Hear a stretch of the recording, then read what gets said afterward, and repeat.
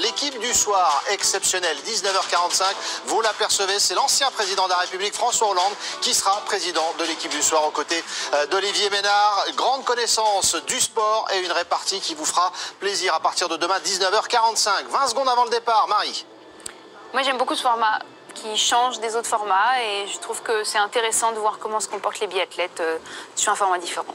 Et ça va partir dans moins de 15 secondes maintenant avec Julia Simon. 10 secondes même.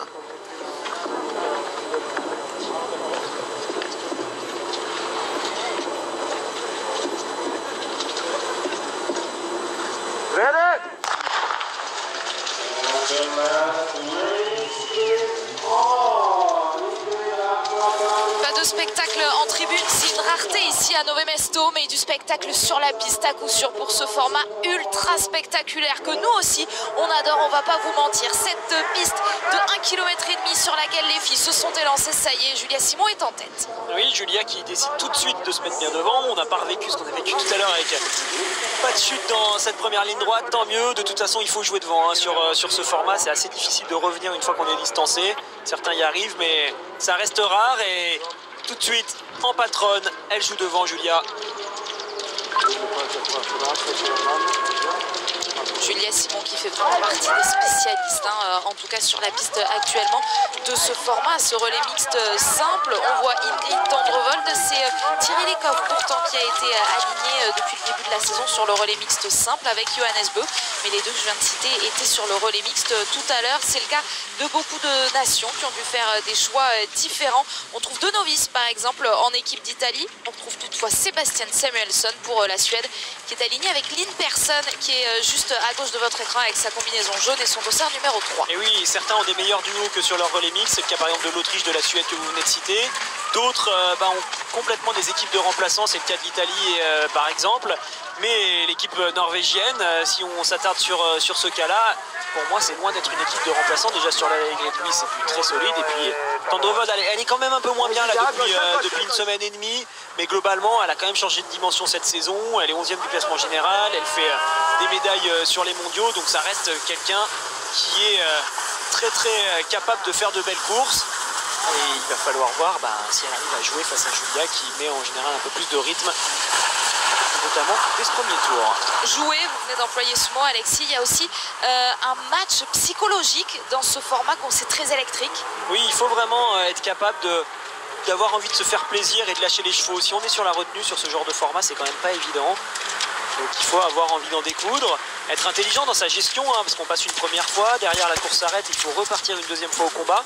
Donc si on a fait n'importe quoi sur le premier passage, l'acide lactique et tous les déchets qu'on a dans les muscles ne s'est pas évacué malgré la petite pause, et donc on le subit en toute fin de course. Mais globalement, c'est vraiment des attitudes à l'attaque qui marchent sur ce genre de format.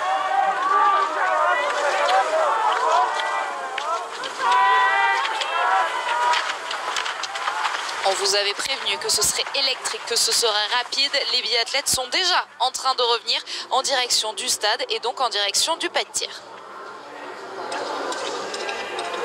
Mais sur cette dernière course ici à Nové Mesto, il y a eu beaucoup de passages. La piste a été beaucoup utilisée. Elle est un peu moins bonne, hein, ça se voit sous les skis. Il faut faire avec ça. Et on revient déjà sur le pas de tir. C'est ça aussi qu'on aime sur ce format, c'est que ça s'enchaîne beaucoup.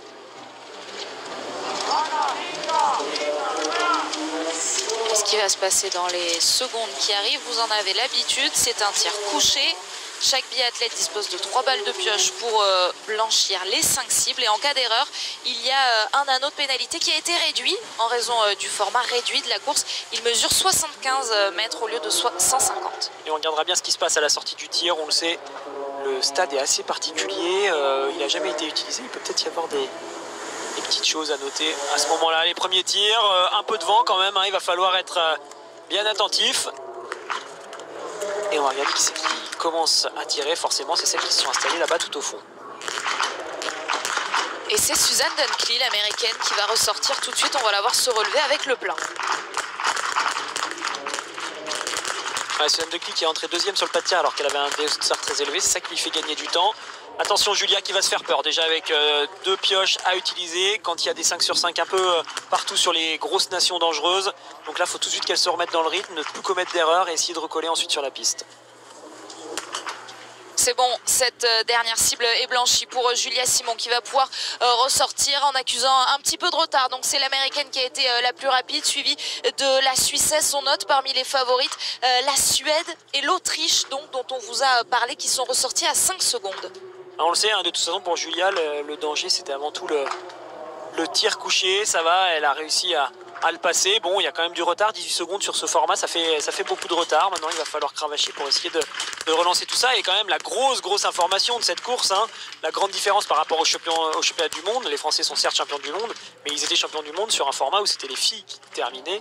Là, c'est quand même pas la même chose, hein. C'est les garçons qui vont devoir finir. Donc, en fonction des forces en présence, ça peut changer beaucoup, hein. Par exemple, on le voit chez les filles, une Lisa et Teresa Hauser qui finit, c'est un autre standard que par exemple un Simon Eder. Donc ça peut compter en toute fin de course tout à l'heure. Suzanne Denkli très en vue avec son dossard numéro 17. Suzanne Denkli qui a fait des bonnes courses, hein, cette semaine. Vous vous souvenez, on l'a vu notamment sur le sprint, elle a poursuivi. Elle a signé tour à tour 2 top 10. Elle a terminé 8e du sprint il y a quelques jours. Et pareil sur la poursuite hier. Les USA qui étaient déjà en plus en évidence sur le relais tout à l'heure. Il y a quand même une belle paire, hein. Il va falloir se méfier d'eux sur une piste comme celle-ci. Ça peut jouer, mais vous le voyez, j'en parlais pendant l'avant-course, qu'on avait gardé quand même la grosse difficulté là, de la piste en raccourcissant la piste sur le stade. On est allé chercher cette montée là qu'on vient bien de voir, où il faut quand même ressortir de ces tunnels. Et ça fait qu'on est, mine de rien, sur une piste qui n'est pas si facile que ça. On voit Julia Simon passer là à 11 secondes alors qu'elle était ressortie à 18 secondes. On a également vu le passage de Ingrid Tendrevold alors que Tanguy Kerouas, qui est au bord de la piste, nous fait remonter qu'elle a chuté à la sortie du pâtir. Elle s'est visiblement bien remobilisée, elle est juste ici.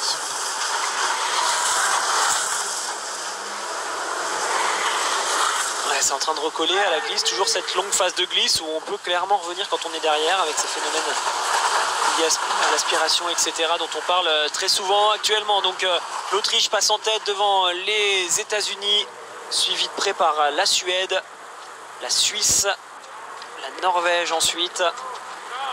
Et on arrive déjà pour le tir debout. Ensuite, on passera le relais dans la foulée aux hommes. Et on le voit, un bel effort de Julia là, qui est en train de recoller et qui va pouvoir, elle est capable de reprendre 5-6 secondes sur un seul tir, Julia, tellement elle tire vite.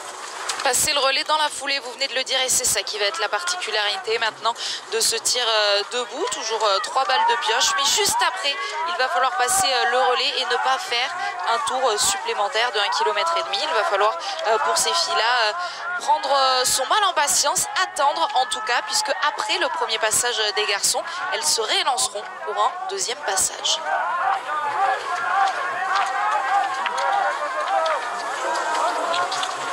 Allez, c'est là, hein, Marie, vous en parlez pareil avant l'avant-course. Dès qu'on arrive comme ça derrière le pas de tir, on commence à entrer tout doucement. En général, les biathlètes prennent toujours un point de repère pour se dire à quel moment ils passent du ski au tir. Si on passe trop tôt en mode tir, on skie un peu moins fort et donc on peut perdre du temps. Mais il faut quand même être capable de passer en mode tir suffisamment tôt pour ne pas arriver en se faisant surprendre par le pas de tir. Donc là, on a le temps de le voir venir sur ce stade, hein. On fait tout un tour avant d'aller vraiment s'installer en face des cibles. Et on commence là, dans cette ligne droite, à vraiment surventiler, à essayer de faire redescendre progressivement le rythme cardiaque tout en restant efficace au niveau de ses jambes. Et dans le même temps, en bas de votre écran, vous le voyez, les biathlètes masculins qui sont déjà en train de se mettre en place, puisqu'après ce tir, il y aura le passage de relais.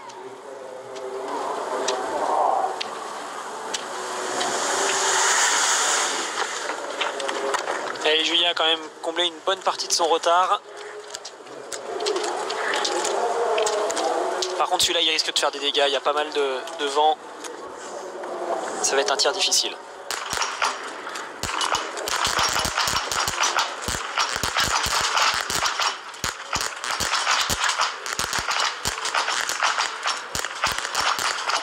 Il y a des des erreurs un petit peu partout, on ne sait pas où donner de la tête. Une seule cible à faire basculer pour l'équipe de France qui pourrait ressortir, puisqu'il y a parfois 2 erreurs. Allez, Julia Simon qui va pouvoir tout de suite donner le relais à Antonin et Guigona, alors qu'il y a des erreurs partout, et notamment sur les filles que vous voyez au premier plan. La France va être en tête. Je vous l'avais dit que ça allait partir dans tous les sens sur ce tir debout. Ça va être comme ça, peut-être sur chacun des 2 bouts. Il y en a 4 au total, on vient d'en passer un.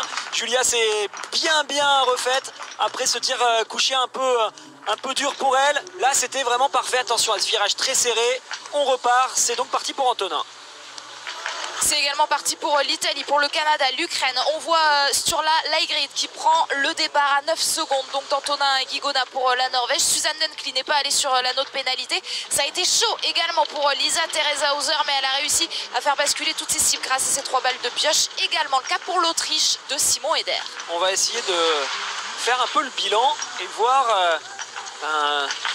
quelles équipes chez les grosses nations qu'on attend ont sauté. Les Suédois, les Allemands ont perdu un peu, mais bon, ils sont toujours quand même largement dans le match, surtout quand on voit ce qui peut se passer en un seul tir. On va vraiment être très prudent jusqu'à la fin de la course. France-Italie qui prend l'avantage. Les Norvégiens toujours très bien placés à seulement 10 secondes. Si Laigrid fait l'effort, il va pouvoir peut-être prendre une. Alors attention à la combinaison canadienne. Elle ressemble beaucoup à la combinaison norvégienne. Voilà, le Canadien là passe à l'instant avec le dossard 7. Et Laigrid, lui, arrivera là juste après, dans un deuxième temps. Antonin qui va partir à fond. De toute façon, il n'y a pas besoin d'attendre et il faut qu'il incite les autres à entrer tout de suite beaucoup plus fort que prévu dans cette course. Tout en upskate là, Antonin dans cette montée, il s'est vraiment fait plaisir. Ça performe avec beaucoup de dynamisme. Pourquoi pas essayer de creuser un peu les écarts dès maintenant. Ça pourrait être un avantage pour la suite. Alors qu'on vous a beaucoup parlé de la République tchèque qui est à domicile et de la dernière course d'Andrej Moravec. Malheureusement, Lucie Charvatova, son duo du jour, est actuellement sur la note pénalité. Elle vient de ressortir 5 tours de pénalité pour Lucie Charvatova, la République tchèque, qui est malheureusement à 1 minute 38. Oui, malheureusement, avec Charvatova, on pouvait s'attendre quand même à ce que ça parte sur la note pénalité. Et on sera quand même bien attentif à lui qui fait sa dernière course. On vous rappellera les grandes lignes de son palmarès à la fin tout à l'heure, une fois qu'on connaîtra le dénouement de ce relais. Antonin qui fait un sacré effort là pour l'instant. Il a poussé tout le monde dans ses retranchements et Laigrid assez logiquement se replace. Il est avec des biathlètes qui sont un peu plus faibles que lui actuellement sur la piste. Et notamment l'Italien Tommaso Giacomel, qu'on a toutefois vu très en vue justement sur des relais par genre, des relais masculins. Tommaso Giacomel, attention, on va le surveiller dans cette course sur la Laigrid, donc qui est juste là, voilà, avec le dossard numéro 2. C'est là où c'est intéressant de le découvrir, Laigrid, c'est dans ce genre d'effort où il a dû se mettre à fond. Il va falloir en même temps, dans la foulée, être capable de tirer à fond. Alors bon, on se fait pas trop de soucis pour lui quand on voit ses capacités sur ses tirs, mais on va quand même attendre de voir. Des fois on peut être surpris. Antonin va donc arriver seul sur ce pas de tir. Seul, mais avec seulement 3 secondes d'avance, 4 secondes d'avance sur le Norvégien.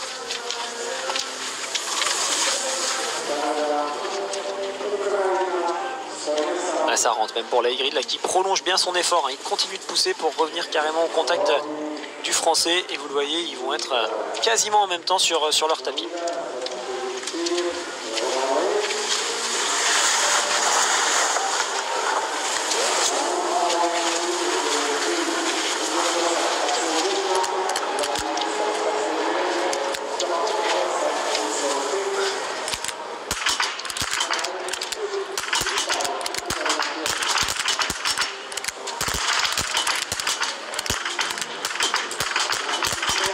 Impeccable sur le tir couché comme depuis le début de la semaine. Antonin Guigona qui va pouvoir ressortir avec Sturla Laigrid. Tous les autres derrière ont fait des erreurs. C'est un sacré phénomène quand même, Laigrid. Il a bien prolongé l'effort, donc ça veut dire qu'il avait un peu moins récupéré qu'Antonin avant d'arriver sur le tas de tir. Il a été capable de faire un tir quand même malgré tout extrêmement rapide. Il est fort, il est très fort. Il va falloir tenir le rang et le très haut rang sur le debout pour rivaliser face aux Norvégiens. C'est l'Ukraine qui ressort en 3e position. Les États-Unis de Sean Doherty, après Suzanne Dunkley, toujours très en vue. Simon Eder, l'Autrichien, seulement à 20 secondes. Et c'est là que vous voyez l'explosivité aussi de ce format, beaucoup moins d'écart que sur le relais mixte tout à l'heure. Vous comprenez bien que les 7 biathlètes qui viennent de ressortir ont encore toutes leurs chances, notamment la Russie d'Eliseev, que l'on n'enterre pas. Et je regardais les temps de tir, la Ygritte, il a été capable de tirer en 23 secondes,4. Seul Simon Eder a fait mieux en 22 secondes,5. On est sur des temps de tir debout, alors que pourtant on doit se mettre à genoux, se relever. Ça fait forcément perdre quelques secondes. Et on est vraiment sur un tir très rapide. Pour Antonin, c'était là aussi quand même du très haut de gamme avec un tir en 26 secondes. Sébastien Samuelsson pour la Suède est ressorti à 33 secondes en 10e position. Mais vous l'aurez compris, avec les nations qu'il y a devant, il a moyen d'aller chercher des places. Antonin Guigona et Sturla Ygritte sur cette piste pour leur deuxième tour. C'est pas mal là d'être ensemble comme ça. Pourquoi pas essayer de faire des écarts assez conséquents dès ce tour. Ça permettrait de mettre une petite option sur le podium, même si bien sûr il faudrait être solide jusqu'à la fin de la course. Au moins on tient à distance d'éventuels adversaires pour être sûr de terminer au moins premier et deuxième, puis ensuite on le battra pour vraiment aller chercher la victoire. Mais on le sent là, il y a déjà quand même une bonne partie de la course qui s'est déliée. Sébastien Samuelsson dont je vous parlais, le voici à moins de 30 secondes. On voit également la combinaison orange de Roman Ries, l'Allemand, et Florent Claude pour la Belgique. Les Belges qui peuvent faire une belle performance sur cette course. Il faudra les regarder tous les deux avec Florent. Samuelsson, vous avez bien raison d'insister sur lui. Roman Ries également, on ne va pas les oublier. Ils sont seulement à 33 secondes. Ça peut encore arriver. Allez, deuxième tir debout. On y arrivera dans une minute environ. Dernière montée avant d'arriver sur le stade. Si on l'entend le vent. Il les attend sur le pas de tir. Se battre pour le podium, se battre pour la victoire, vous l'avez dit Alexis, et se battre également pour ce petit globe du relais mixte qui englobe les courses, le relais mixte, les 3 relais mixtes de cette saison, mais également les 3 relais mixtes simples. Pour l'instant, avant cette course, avantage Norvège, mais seulement de 6 petits points. On a conclu au scénario le plus simple. Si la France gagne et que la Norvège fait deuxième, ils seront à égalité de points, mais c'est la France qui remportera ce petit globe au nombre de victoires. Ouais, et là quand on voit la physionomie de la course, on se dit qu'il va peut-être bien falloir la gagner obligatoirement, parce qu'il se retrouve quand même avec seulement les Norvégiens, 2 équipes qui sont maintenant bien distancées, allez, enfin bien détachées. Allez, on arrive sur ce tir debout, on l'a vu sur le tir précédent, tout peut se passer en quelques secondes. Le vent a l'air d'être un tout petit peu plus faible que tout à l'heure. Pour les filles, je l'avais dit, c'était un tir difficile, ça se voyait que ça soufflait. Là, les fagnons ont l'air de donner des indications un peu plus simple. Voilà, il suffit que je le dise pour que ça reparte de plus belle, donc il va falloir encore une fois bien se battre.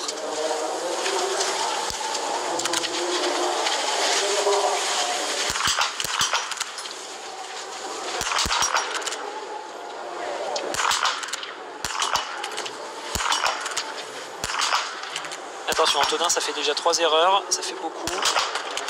Et il y aura un anneau de pénalité pour l'équipe de France, puisque Antonin Guigona ne dispose que de 3 balles de pioche pour blanchir ses 4 cibles sur la Ygritte. Oui, lui va pouvoir ressortir en tête. La Norvège désormais seule en tête de ce relais mixte simple. Ouais, là, ils vont vraiment avoir une belle porte ouverte comme tout à l'heure sur le relais mixte. Antonin maintenant va devoir essayer de limiter la casse pour pouvoir au moins aller chercher un podium. Ça va ressortir pour l'Autriche de Simon Eder. Pour les États-Unis, là aussi, il faudra se méfier. Et en plus, il y aura 2 tours pour Antonin. Également pour la Suède de Sébastien Samuelsson. Pour l'Allemagne, il y aura juste une balle de pioche. Peut-être ce sera suffisant pour Roman Ries. On surveille ça alors que le relais est donné. Donc là, à Ingrid Tendrevold a été donné, puisque là, ce qu'on voit, c'est l'Autriche et les États-Unis qui prennent le départ également. L'Italie et la Suède. Là, ils sont rudes ces 2 tours là pour Antonin à ce moment-là de la course. On le voit, ça part. Il va y avoir de très très gros écarts. Ça va être compliqué de revenir. Il va arriver là dans quelques instants, on le voit, il est là-bas au fond, Antonin complètement à fond pour essayer d'aller passer le relais à Julia qui part top maintenant. 40 secondes donc, 40,6, 40 secondes de retard pour Julia Simon sur Ingrid Tendrevold. Il a voulu mettre la pression peut-être, en tout cas c'est lui qui a tiré, je ne sais pas si c'était volontaire, mais c'est lui qui a tiré la première balle. Derrière les grilles, il a quand même été rapide. Mais il a tout de suite compris, et on l'entend quand on est dans son tir, même s'il est devant, qu'il ne voit pas forcément la cible d'Antonin. Au bruit, on sait si la balle de l'autre est dans la cible ou non. Et il a dû les entendre, ces erreurs répétées d'Antonin. Ça permet ça de se calmer et de faire une fin de tir plus tranquille, notamment d'aller chercher une balle de pioche et de la mettre du premier coup.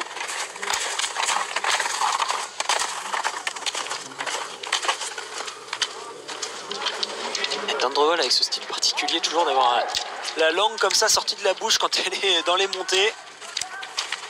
Alors si vous allez skier, en ski de fond, évitez de le faire dans les descentes parce que si vous tombez, vous pouvez vous couper la langue forcément.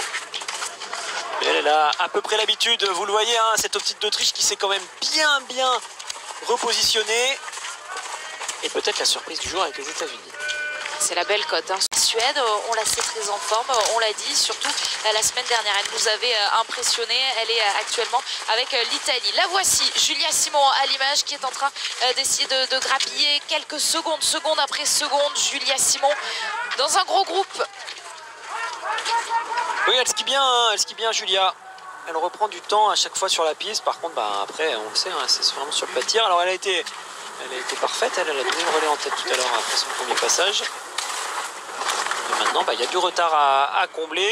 On le sait, hein, dans ce genre de situation, de toute façon, il va falloir compter sur les erreurs des autres avant tout. Et on sait aussi que sur un relais, certains ratent au début, d'autres à la fin. Donc là encore, rien n'est joué. Persson, là aussi, il y a quand même un sacré duo avec Persson et Samuelsson.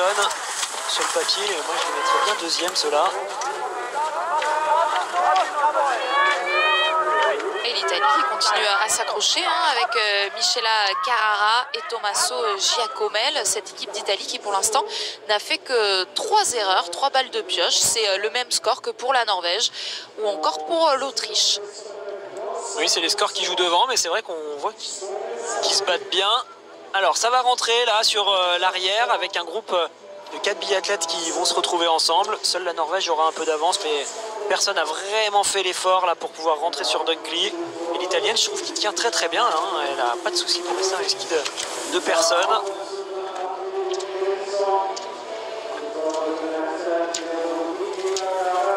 Vous l'aurez compris, c'est donc un 3e tir maintenant pour ces filles. Le premier tir de ce 2e passage de relais. Elles vont faire un relais complètement identique. Un couché, un debout et tout de suite le passage de relais aux garçons. C'est donc le couché, le premier tir.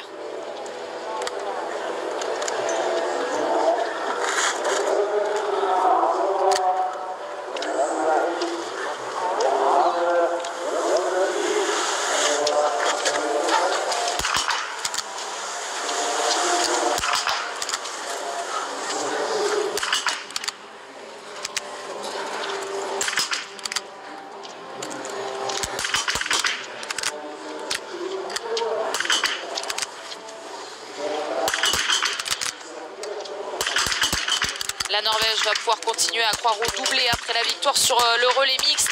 Ingrid Tendrevold ressort en tête. On a cru un temps que Lisa Tereshauser pourrait y aller, mais c'est Suzanne Dunkley qui va ressortir en 2e position. L'Autrichienne repart à la faute. Ouais, elle se précipite un petit peu trop, là, l'Autrichienne. Elle veut repartir trop vite pour essayer de sauter dans les skis de celle qu'elle entend passer derrière. Et finalement, ça lui aura fait perdre quelques secondes qui permettent à la Suède de se replacer. Il y a de nouvelles erreurs pour l'équipe de France avec Julia Simon actuellement sur le pas de tir. 2 erreurs, donc elle va devoir aller piocher. La Russie va ressortir. Il y aura un anneau de pénalité pour Carrara, l'Italienne. L'Allemagne se replace. En même temps, attention à l'Allemagne sur la fin de course. Ouais, c'est dommage pour l'Italie là qui avait super bien commencé, qui perd quasiment toutes ses chances. Attention, la France peut retourner à nouveau sur l'anneau de pénalité si Julia loupe celle-ci. Le vent est fort.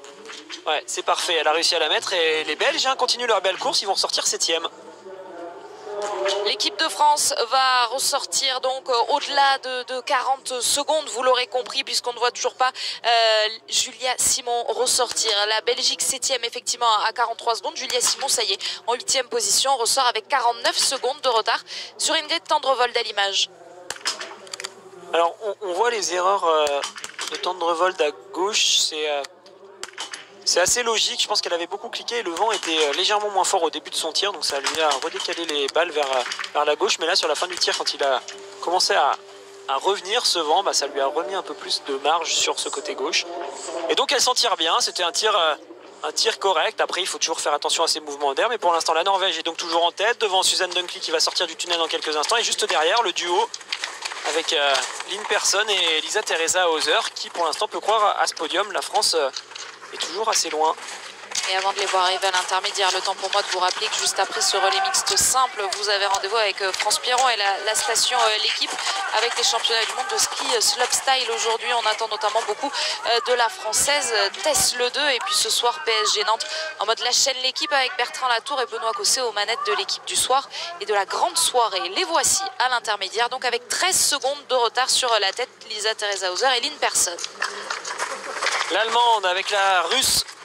Ça va être l'objectif, je pense, pour Julia, là, de les avoir devant en point de mire, essayer de rentrer dessus tout doucement. Et alors, il y a les Belges qui seront entre les deux. Est-ce que Julia va pouvoir repasser devant la Belgique? Oui, dans cette montée, elle devrait passer devant. Accompagnée en plus de la Biélorusse. Allez, Julia, c'est là qu'il faut s'accrocher. C'est le moment où on peut encore y croire un tout petit peu, même si on se voit. Hein, c'est quand même mal embarqué pour la France. Ça va être difficile. Mais on ne sait jamais si sur le debout, là, il se passe quelque chose. Ça peut permettre de reprendre pas mal de secondes.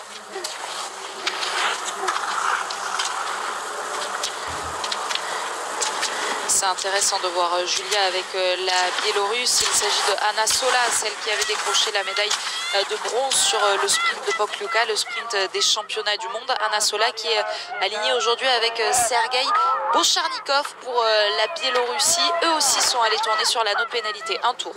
Je suis fasciné par la façon dont les remplaçants suédois se sont mis dans la peau des entraîneurs. On vous le rappelle, pour ceux qui n'étaient pas là en début de journée, il y a eu un cas positif chez les entraîneurs suédois.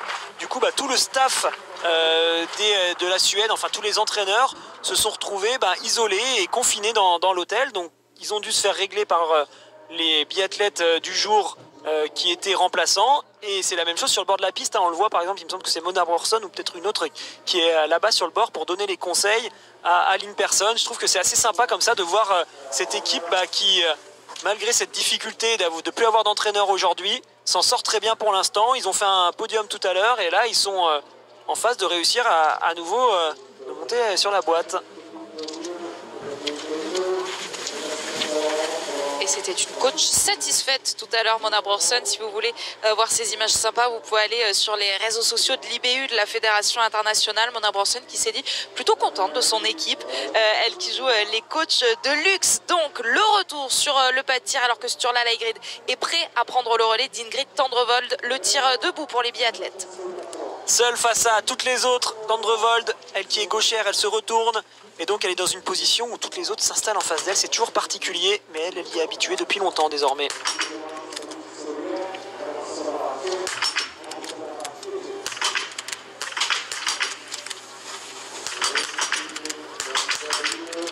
Ah, dommage cette dernière balle, parce que c'était vraiment un sacré tir là de la part de Tendrevold. Suzanne Gunn qui pourrait ressortir en tête finalement, elle part à la faute. C'est Lynn Persson qui peut doubler tout le monde. Non, belle course, belle course de Tendrevold.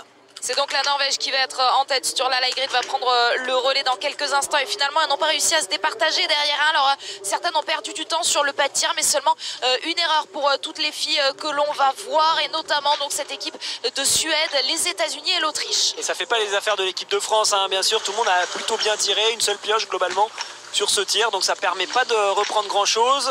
Julia, pour l'instant, commence très bien. Super tir, encore une fois. Quel tir de Julia Simon qui va pouvoir grappiller quelques secondes, peut-être quelques places aussi. Vous l'avez remarqué, la Russie, l'Allemagne sont restés sur ce pas de tir. L'occasion donc pour Julia de donner le relais à Antonin Guigona avec un peu plus de marge, mais quand même du retard. 31 secondes, donc très précisément 31 secondes de retard pour Antonin Guigona sur Sturla Lægreid. Elle aura été vraiment parfaite là sur ce tir. Elle a tiré très vite. Pour l'instant, c'est le meilleur temps de ce deuxième tir en 19 secondes. C'est son style sur ces tirs debout à Julia d'être hyper efficace et de faire de belles remontées. Après, on verra. Est-ce que ça va suffire pour pouvoir y croire à nouveau? On est quand même un peu loin, mais voilà. C'est pas encore complètement terminé. À 31 secondes, on peut avoir des espoirs. Il va y avoir un gros match quand même devant. On va avoir certains biathlètes qui se retrouvent dans des situations donc ils n'ont pas trop l'habitude de s'en accommoder. C'est le cas notamment de l'Américain qui va devoir jouer face à Lægreid. Alors justement, cette piste, on l'a beaucoup répété, elle est très courte, 1,5 km. Est-ce que Shane Doherty, justement sur un parcours, est-ce que ça lisse un peu le niveau de l'Américain face aux Norvégiens?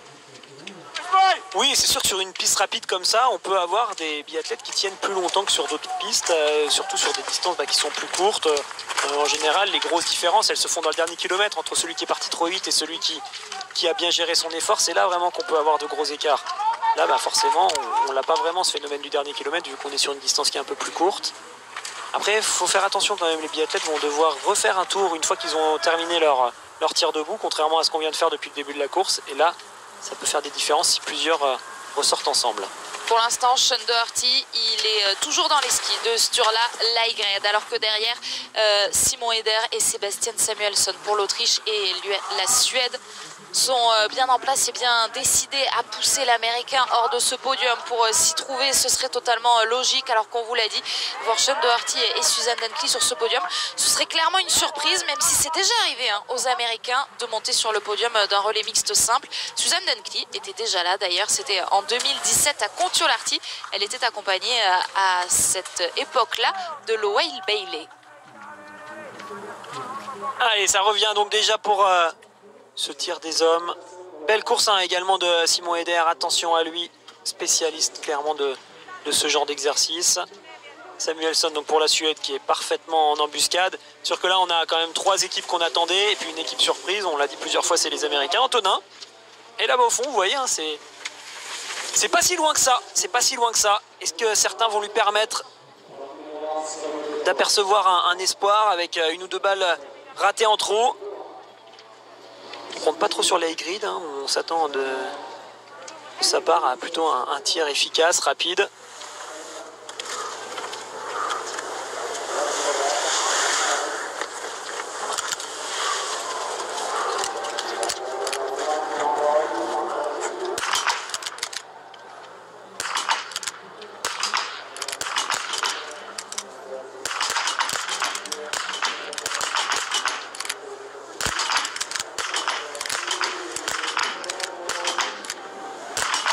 Sturla Laigred a fait une erreur, mais il va pouvoir ressortir. Peut-être avec Sebastian Samuelsson, oui, qui est finalement le seul à avoir réussi un 5 sur 5 sans passer par une balle de pioche. Mais les États-Unis et l'Autriche vont ressortir et ça ne va pas faire les affaires d'Antonin Guigona qui, lui, n'a pas encore tiré sa première balle. Là, il y a une rafale. Là, il y a vraiment une rafale. Regardez les poteaux là qui bougent.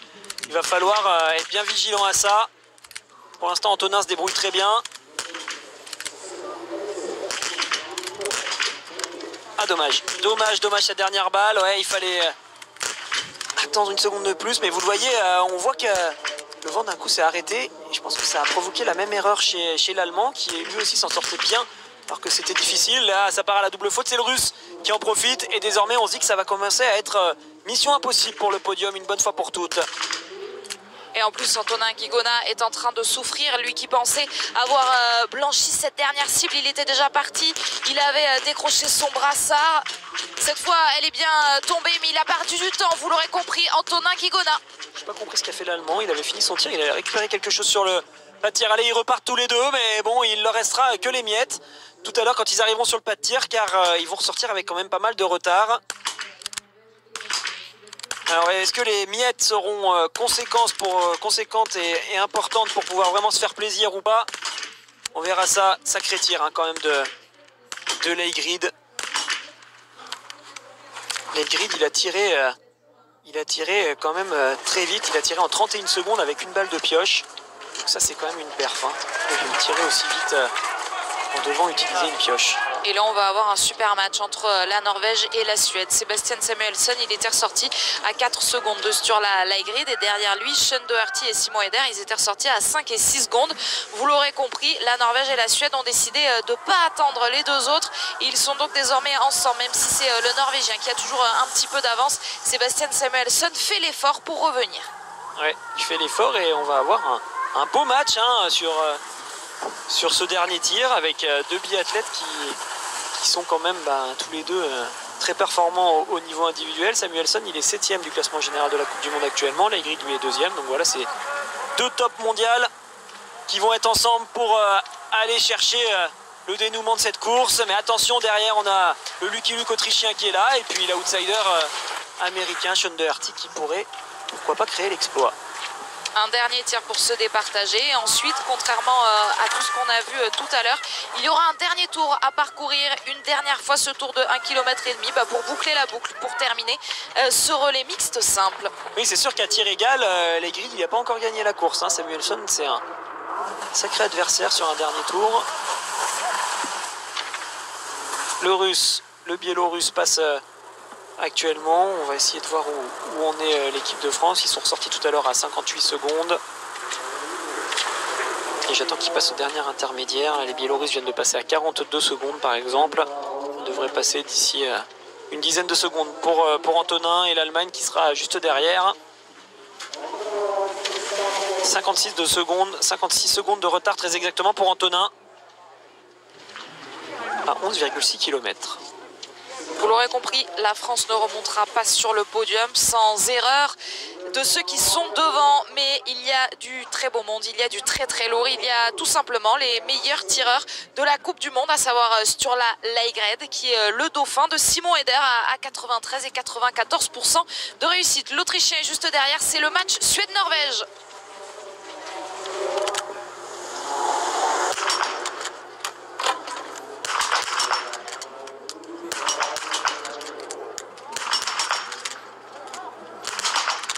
Dommage, Samuelsson qui rate cette dernière, il ouvre la porte. Allez, Legrid qui va pouvoir ressortir. Allez, est-il capable de la mettre du premier coup pour pouvoir aller mettre la pression aux Norvégiens? Oui, il va le faire, il va falloir s'arracher. Maintenant, il reste désormais une place sur le podium et une seule. L'Autriche ou les États-Unis. Pour l'instant, avantage clair et net aux Américains. Et en plus, il fait basculer cette dernière cible. Ouais, il va pouvoir laisser Simon Eder. On s'attend pas à le voir comme ça, hein, galérer sur un tir. Lui qui a pour l'instant les meilleures statistiques donc de tir sur la Coupe du Monde, qui est en plus un tireur très rapide. Bah, il s'est un petit peu englué dans malheureusement des balles ratées. Va-t-il être en mesure de rentrer sur l'Américain? Ça va pas être simple. Hein. Il est plus aussi rapide qu'avant, Simon Eder, et il va avoir quand même pas mal de retard. Donc on le disait, il reste les miettes désormais pour essayer d'aller chercher les places d'honneur. Il y a moyen de repasser hein, pour la France, vous voyez, devant la Russie et la Biélorussie qui sont partis à la faute. Malheureusement, Antonin commence mal. Il y a beaucoup d'erreurs pour la Biélorussie. La Russie, Antonin Guigona est en train de bien poursuivre son tir. On va vous le donner en mode radio.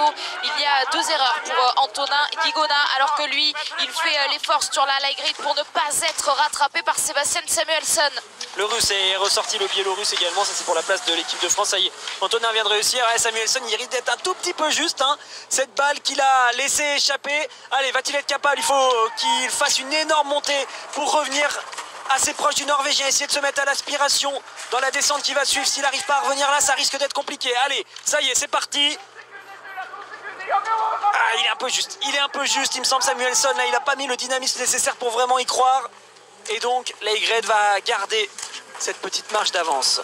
Moins de 3 secondes, c'est ce que donne l'écart à l'intermédiaire. Et derrière pour monter sur le podium. Ça sent bon pour Sean Doherty, pour les États-Unis. Sean Doherty et Suzanne Dunkley qui pourraient monter sur le podium, la fameuse grosse cote du jour, alors que Simon Eder, lui, le meilleur tireur de ce circuit cette saison, est relégué hors du podium en 4e position. Ouais, belle performance hein, de la part des Américains. Là, c'est vraiment une grosse réussite, ce superbe relais. Bon, et puis on le comprend bien hein, pour le petit globe du relais mixte, c'est la Norvège qui va aller le chercher apparemment, vu que les Français aujourd'hui sont pas là et que les Norvégiens semblent avoir gagné. Ça va être encore très serré, mais il est trop loin Samuelsson. C'est terminé désormais, il aurait fallu rentrer juste avant, même s'il va plus vite que le Norvégien désormais. Je pense qu'il est un tout petit peu loin. Allez, on sait jamais, j'aimerais bien qu'il me fasse mentir, ce serait chouette. Là il s'arrache, puis le moment où il faut, oui, juste avant de basculer en direction du stade. Allez, il faut mettre les 2 bons coups de canne tout de suite pour essayer de rentrer sur la Leigrid et y croire à nouveau. L'accélération pour Sebastian Samuelsson qui va essayer de se décaler pour essayer de doubler. Il déboîte, il va plus vite. Incroyable, Samuelsson, tu l'avais dit, dans le finish, faut pas être avec lui. Et ben là, il s'est bien arraché. On pensait que c'était terminé. Bien joué pour la Suède qui va gagner en l'absence de ses entraîneurs. Et qui a gagné donc dans ce duel scandinave. Victoire pour la Suède de Sebastian Samuelsson, accompagné de Lin Persson. 2e place pour la Norvège. Lin Persson vient féliciter Sebastian Samuelsson. C'est vraiment la très belle histoire du jour, le double podium, mais surtout cette victoire pour les Suédois privés de leur entraîneur aujourd'hui. 3e place, là aussi c'est une très belle histoire pour Suzanne Dunkley et Sean Doherty. Ah oui, magnifique début de course tout à l'heure de Suzanne Dunkley hein, qui dès le premier tour Et allez, c'est de la joie, hein. C'est pas de la déception là, c'est son signe une fois qu'il passe à une arrivée. Sacré perf d'aller sur le podium pour les Américains, on l'a bien dit. L'Autriche doit avoir des regrets car ils y étaient aujourd'hui sur ce podium. Ah, j'en reviens pas de ce finish de Samuelsson là qui a cru jusqu'au bout. C'est fou, hein, vous vous avez bien rendu compte là avec ces images à quel point on peut reprendre du temps dans les tout derniers mètres d'une course entre quelqu'un qui en peut plus, qui est au rupteur et qui peut plus rien faire et quelqu'un à qui il reste un tout petit peu d'énergie. Bah voilà, Samuelsson nous a fait une superbe démonstration d'un finish réussi.